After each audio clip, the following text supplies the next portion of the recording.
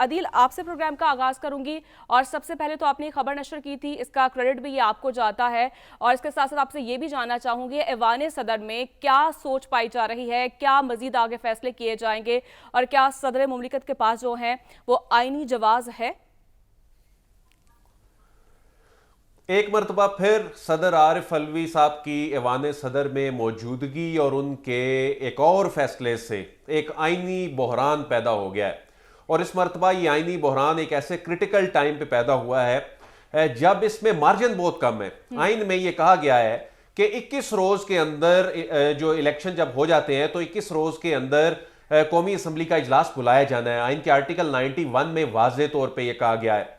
सदर के पास समरी गुज़िश्ता कई रोज से उनके पास मौजूद है, वो उस पर दस्तखत नहीं कर रहे और उन्हें कायल करने की भी कोशिश की गई। वो ये कह रहे हैं कि अवामी मैंडेट का एहतराम किया जाए और जो अवामी नुमाइंदे तो जिन्होंने एक जमात, एक पार्लिमानी जमात की हैसियत में वो पार्लिमान में मौजूद हैं, उन्हें आइन के तहत मखसूस नशिस्तें दी जाएं। अब सदर जो है वो समरी पे दस्तखत नहीं कर रहे तो एक परेशान कुन सिचुएशन पैदा हो गई। एक ऐसे वक्त में जब हुकूमत साजी में भी बड़ा लिमिटेड मार्जिन है, हमने IMF के पास जाना है, इस वक्त मुल्क की जो सिचुएशन है, हमने इस वक्त जो एक सियासी बहरानी कैफियत से निकलना है, इसने आईनी और सियासी दोनों बहरान पैदा कर दिए हैं।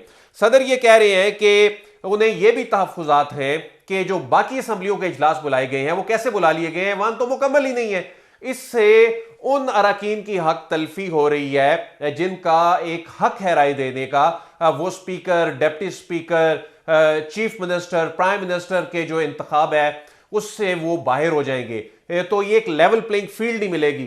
तो इसमें अब जो सिचुएशन पैदा हो गई है, इसका जिम्मेदार कौन है? देखिए, मैं आज भी ये कहूंगा इसका जिम्मेदार इलेक्शन कमीशन है। उसकी रीजन ये है कि आपने अगर ये फैसला नहीं किया कि इन नशिस्तों पे, यानी आपने एक तकरीबन ऑलमोस्ट 19-20 नशिस्तों पे फैसला करना है और इलेक्शन कमीशन ऑफ पाकिस्तान, ठीक है, आप सुन्नी इत्तेहाद कौंसिल को आपने नई नशिस्तें देनी है, आप इस वक्त की नजाकत को देखते हुए ये फैसला करें कि आपने, ठीक है, एक फैसला कर लिया कि इनको नई नशिस्तें देनी, फिर वो आप दूसरों को दे दें। जो एक प्रोपोर्शनल रिप्रेजेंटेशन का जो असूल है, आइन सदर ये कह रही है कि इस वक्त ऐवान नामुकम्मल है। जब ऐवान नामुकम्मल है तो ऐसी सूरत में उसका इजलास कैसे बुलाया जा सकता है, क्योंकि उसने आगे इंतखाब करना है। अच्छा, तो सूबों के तो वो जो इजलास थे उन पे कुछ कर नहीं सकते थे, तो उन्होंने कौमी असम्बली के इजलास के हवाले से ये वर्बली भी कम्युनिकेट कर दिया। उन्होंने मुतलका हलकों को उन्होंने कहा जी कि पहले ये यकीन दहानी कराई जाए कि ये मखसूस नशिस्तें अलॉट की जाए ताकि ऐवान जो है ये नामुकम्मल ना रहे।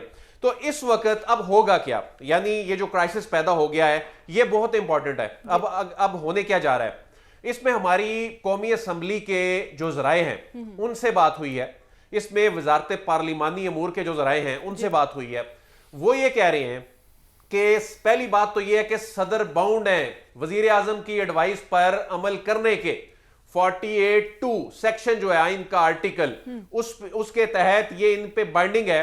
उनको सिर्फ जो एक फ्लेक्सिबल मैंडेट है, सिर्फ कानून साजी की हद तक उनके पास है जिसमें वो वापस बिल को भिजवाते हैं और उसमें भी एक मार्जिन उनके लिए एक लिमिटेड है। लेकिन इसमें सदर के पास वजारत पार्लिमानी अमूर और कौमी असम्बली के जराए कह रहे हैं कि सदर के पास इख्तियार इसलिए नहीं है कि एक तो वैसी एडवाइस पे अमल करना 48(2) और दूसरा आइन के आर्टिकल 91 के तहत ये इजलास 21 दिन में बुलाया जाना जरूरी है और वो 21 दिन 29 फरवरी को पूरे हो रहे हैं।